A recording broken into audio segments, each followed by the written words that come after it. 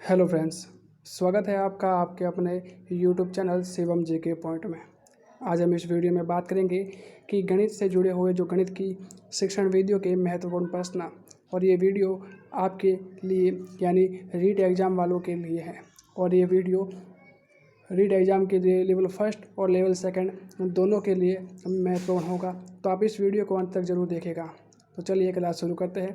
और क्लास शुरू करने से पहले अगर आप हमारे चैनल पर नए हैं तो चैनल को जल्दी से सब्सक्राइब कर दीजिए, ताकि ऐसी और भी शिक्षण वीडियो की जो वीडियो है आपके लिए लाई जा सके, और आप अपनी शिक्षण वीडियो का जो पोर्शन है, चाहे वो एसएसटी के हो या चाहे वो लेवल फर्स्ट के हो या लेवल सेकंड के साइंस के हो, सभी आप अपना पोर्शन स्ट्रॉन्ग कर सकें। तो साथ इस वीडियो को ज़्यादा से ज़्यादा लाइक और शेयर ज़रूर कीजिएगा।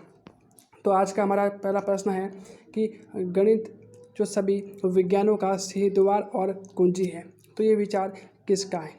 तो इसके लिए आपके पास ऑप्शन ए है रोजर बेकन, ऑप्शन बी है आपके पास डटन, ऑप्शन सी आपके पास हॉगवेल, या ऑप्शन डी है आपके पास कि पी सैमुअल।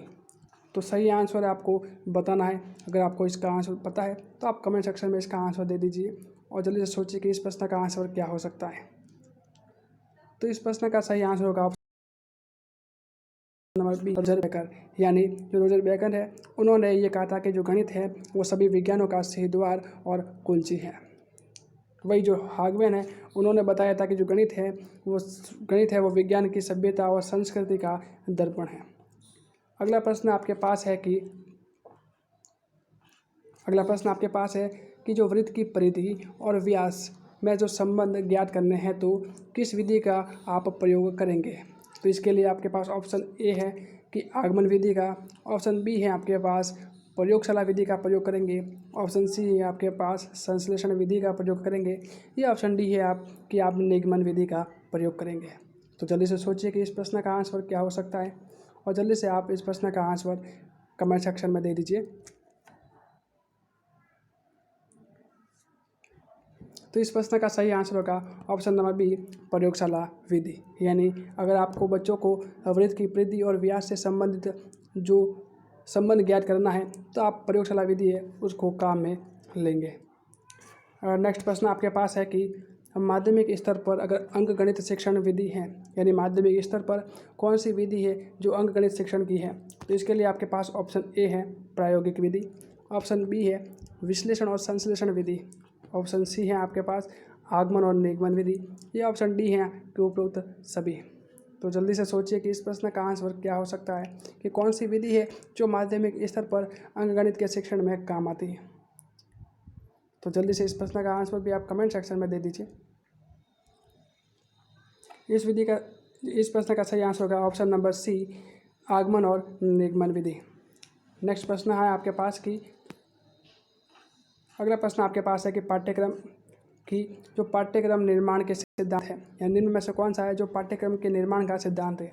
इसके लिए आपके पास ऑप्शन ए है समन्वय और सुसंगठितता का नियम, ऑप्शन बी है आपके पास उपयोगिता व जीवन से संबंधता का नियम, ऑप्शन सी है आपके पास क्रियाशीलता एवं परिवर्तनशीलता का नियम, और ऑप्शन डी है आपके पास के उपरोक्त सभी। तो आपके ऑप्शन डी है आपके पास उपरोक्त सभी।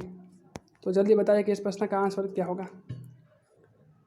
तो इस प्रश्न का सही आंसर होगा ऑप्शन नंबर डी उपरोक्त सभी। यानी जो ये तीनों नियम हैं, ये पाठ्यक्रम निर्माण के सिद्धांत के नियम हैं। अगला प्रश्न आपके पास है कि हासिल का या हाथ का लगा जो संप्रत्यय को गणित में सर्वप्रथम देने वाला कौन था? इसके लिए आपके पास ऑप्शन ए है भास्कर, ऑप्शन बी है ब्रह्मगुप्त, ऑप्शन सी है श्रीधर, या ऑप्शन डी है आर्यभट्ट। तो जल्दी से बताइए कि इस प्रश्न का आंसर क्या हो सकता है। तो इस प्रश्न का सही आंसर होगा option number C Sridhar. Next प्रश्न है आपके पास कि जो छात्र है वो वृत्त और गोले में तुलना करता है, तो वह किस उद्देश्य की पूर्ति करता है? तो इसके लिए आपके पास ऑप्शन ए है कि ज्ञान के उद्देश्य की पूर्ति कर रहा है, ऑप्शन बी है अवबोध के उद्देश्य की पूर्ति कर रहा है, ऑप्शन सी है आपके पास कौशल का पूर्ति कर रहा है, या ऑप्शन डी है कि ज्ञान के उपयोग की पूर्ति कर रहा है। तो जल्दी से सोचिए कि इस प्रश्न का आंसर क्या हो सकता है। ये जो सीरीज़ है आपके रीट एग्ज़ाम के लिए काफ़ी इम्पोर्टेंट होगी। तो साथ ही इस वीडियो को ज़्यादा से ज़्यादा और अपने दोस्तों के साथ ज़्यादा से ज़्यादा शेयर कीजिएगा। साथ ही अगर नए हैं तो चैनल को सब्सक्राइब ज़रूर से कीजिएगा और साथ ही जो बेल आइकन है उसको भी ज़रूर दबा दीजिएगा, जिससे कि हमारी हर क्लास की नोटिफिकेशन आपको जल्दी से मिलती रहे। तो चलिए इस प्रश्न का आंसर आप भी फटाफट दे दीजिए कि इस प्रश्न का आंसर क्या होगा। तो इस प्रश्न का सही आंसर होगा ऑप्शन नंबर बी, अवबोध। नेक्स्ट प्रश्न है आपके पास कि अगला प्रश्न आपके पास है कि एक अध्यापक गणित शिक्षण में जो अवरोही क्रम का अनुसरण कर रहा है तो वह किस विधि से प्रेरित है। तो इसके लिए आपके पास ऑप्शन ए है कि वो प्रयोगशाला विधि से प्रेरित है, ऑप्शन बी है आगमन विधि, ऑप्शन सी है निगमन विधि या ऑप्शन डी है संश्लेषण विधि। तो जल्दी से बताइए कि इस प्रश्न का आंसर क्या हो सकता है। तो इस प्रश्न का सही आंसर होगा ऑप्शन नंबर सी, निगमन विधि। यानी एक अध्यापक है, अगर वो गणित शिक्षण में अगर अवरोही क्रम का अनुसरण करता है या उसका प्रयोग करता है तो वो निगमन विधि का या वो निगमन विधि से प्रेरित है। नेक्स्ट प्रश्न है आपके पास कि जो प्रयोगशाला विधि है वो 1 मिनट। अगला नेक्स्ट प्रश्न आपके पास है कि जो प्रयोगशाला विधि है वो किस विधि का जो विस्तृत रूप है। इसके लिए आपके पास ऑप्शन ए है आगमन विधि, ऑप्शन बी है निगमन विधि, ऑप्शन सी है आपके पास इकाई विधि या ऑप्शन डी है संश्लेषण विधि। तो जल्दी से इस प्रश्न का आंसर भी आप कमेंट सेक्शन में दे दीजिए। तो इस प्रश्न का सही आंसर होगा ऑप्शन नंबर ए, आगमन विधि। नेक्स्ट प्रश्न है आपके पास कि तो नेक्स्ट प्रश्न आपके पास है कि किसी खेत का क्षेत्रफल का ज्ञान कराने में जो सहायक विधि कौन सी होगी। तो इसके लिए आपके पास ऑप्शन ए है कि आगमन विधि, ऑप्शन बी है निगमन विधि, ऑप्शन सी है आपके पास क्रिया विधि या ऑप्शन डी है प्रदर्शन विधि। तो जल्दी से बताइए कि इस प्रश्न का आंसर क्या हो सकता है। तो इस प्रश्न का सही आंसर होगा ऑप्शन नंबर सी, क्रिया विधि। नेक्स्ट प्रश्न है आपके पास कि अगला प्रश्न आपके पास है कि किसी वृत्त की जो परिधि एवं व्यास में अगर संबंध स्थापित करना है तो इनमें से हम कौन सी विधि हम सहायक के रूप में हम काम ले सकते हैं। तो इसके लिए आपके पास ऑप्शन ए है, ऑप्शन बी है आगमन विधि, ऑप्शन सी है आपके पास प्रदर्शन विधि या ऑप्शन डी है आपके पास प्रयोगात्मक विधि। तो जल्दी से सोचिए कि इस प्रश्न का आंसर क्या हो सकता है। तो इस प्रश्न का आंसर होगा ऑप्शन नंबर डी, प्रयोगात्मक विधि। यानी अगर किसी वृत्त की जो परिधि और व्यास में अगर मुझे संबंध स्थापित करना है तो मैं प्रयोगात्मक विधि है या उसका प्रयोग करूँगा। नेक्स्ट प्रश्न है आपके पास कि गणित विषय की जो पाठ्य पुस्तक है वो किस विधि पर आधारित होकर लिखी जाती है। ये भी काफ़ी अच्छा प्रश्न है। तो इसके लिए आपके पास ऑप्शन है कि संश्लेषण विधि, ऑप्शन बी है प्रयोगात्मक विधि, ऑप्शन सी है आपके पास आगमन विधि या ऑप्शन डी है आपके पास प्रदर्शन विधि। तो जल्दी से सोच कर बताइए कि इस प्रश्न का आंसर क्या हो सकता है। तो इस प्रश्न का आंसर मैं आपको बता दूं कि इस प्रश्न का आंसर होगा ऑप्शन नंबर ए, संश्लेषण विधि। अगला प्रश्न है आपके पास कि जो इकाई उपागम है वो किस शिक्षाविद ने दिया, यानी जो इकाई विधि के प्रवर्तक कौन है, आपको इस प्रश्न में बताना है। तो इसके लिए आपके पास ऑप्शन ए है कि एचिसन ने, ऑप्शन बी है मॉरिसन ने, ऑप्शन सी है आपके पास रॉबर्ट ब्रूस ने या ऑप्शन डी है आपके पास एलन ने।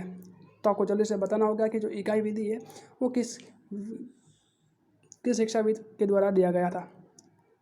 तो इस प्रश्न का सही आंसर होगा ऑप्शन नंबर बी, मॉरिसन ने। यानी जो मॉरिसन है उन्होंने इकाई विधि के जो प्रवर्तक है उन्होंने ये विधि दी थी। नेक्स्ट प्रश्न आपके पास है और ये भी काफ़ी अच्छा प्रश्न है और ये प्रश्न रीट में पूछे जाने की संभावना ज़्यादा है क्योंकि ये प्रश्न थोड़ा सा घुमा कर पूछा गया है। तो इस प्रश्न का आंसर ये प्रश्न होगा कि अगर नेत्रहीन विद्यार्थी है उनके लिए अगर मुझे ब्रेल लिपि का अगर प्रतिपादन है वो किसने किया। फिर से सुनिए प्रश्न को कि जो नेत्रहीन विद्यार्थियों के लिए जो ब्रेल लिपि होती है उसका प्रतिपादन किसने किया। तो इस प्रश्न के लिए आपके पास ऑप्शन ए है रॉबर्ट ब्रेल ने, ऑप्शन बी है आपके पास लुइस ब्रेल ने, ऑप्शन सी है आपके पास फ्रेड ब्रेल ने या ऑप्शन डी है आपके पास एलन ने। तो जल्दी से सोचिए कि इस प्रश्न का आंसर क्या होगा। तो इस प्रश्न का सही आंसर होगा option number B, Louis Braille. इस प्रश्न से आपके 2 प्रश्न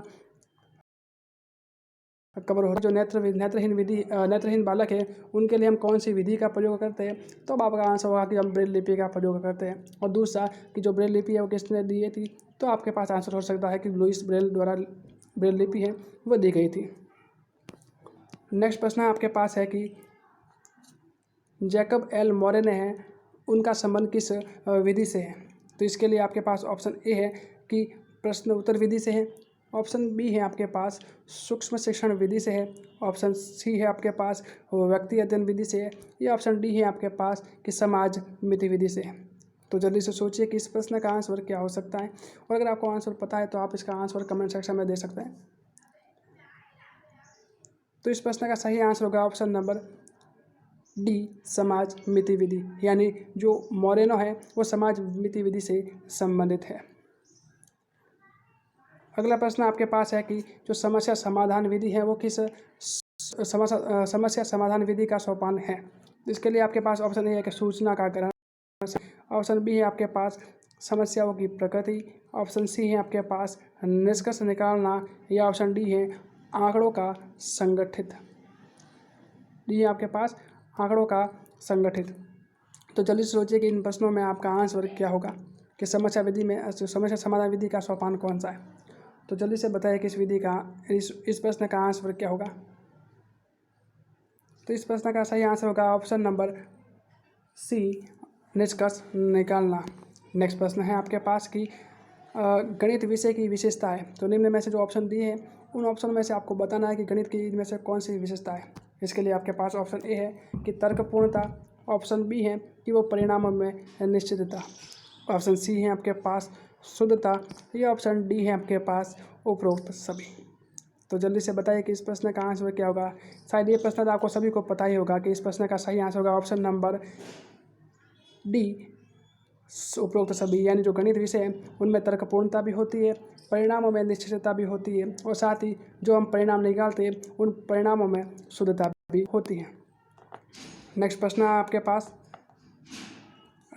आपके पास की चिंता, बोध, तर्क शक्ति, विश्लेषण की जो क्षमता बढ़ाने वाला विषय कौन सा है।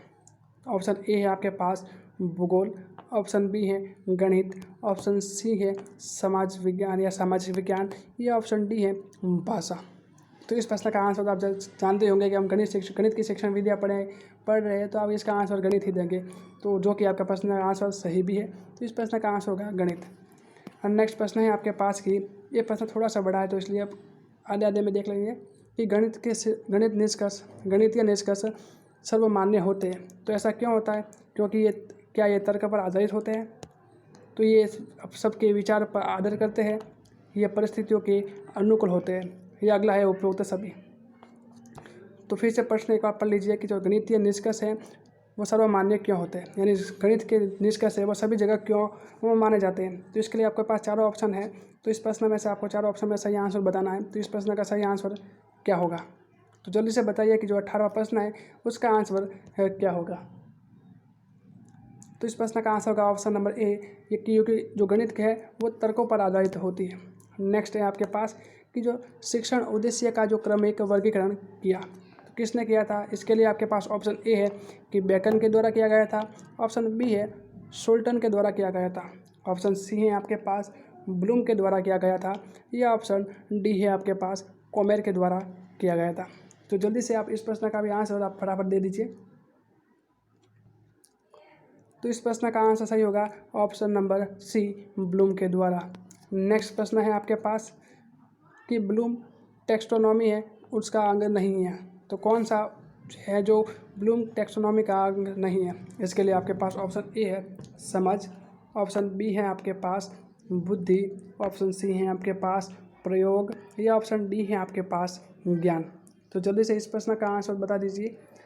तो इस प्रश्न का सही आंसर होगा ऑप्शन नंबर बी, बुद्धि। तो ये प्रश्न की सीरीज आप यानी जो 20 प्रश्न लिए गए हैं, तो ये आपको कैसे लगे इसके बारे में आप कमेंट सेक्शन में बताइएगा। साथ ही जो 20 में से जो आपका स्कोर कितना रहा ये भी आप कमेंट सेक्शन में बता दीजिए। साथ ही अगर आप चैनल पर नए हैं तो चैनल को जल्दी से जल्दी सब्सक्राइब कर दीजिए। साथ ही इस वीडियो को ज़्यादा से ज़्यादा लाइक और शेयर कर दीजिए। ताकि ऐसी और भी वीडियो लाई जा सके। और साथ ही इस चैनल पर डेली आपके लिए तो टॉप 10 जो जीके के प्रश्न भी लाए जाते हैं, जो कि आप अन्य जो प्रीवियस ईयर पेपर में पूछे गए थे और जो भी बार बार रिपीट हुए थे, वही प्रश्न आपके लिए लिए जाते हैं। साथ ही साइंस के प्रश्न भी इस चैनल पर आपके लिए लाए जाते हैं। तो आप चैनल को सब्सक्राइब कर लीजिए ताकि सभी प्रश्नों का आप भी लाभ उठा सकें। धन्यवाद।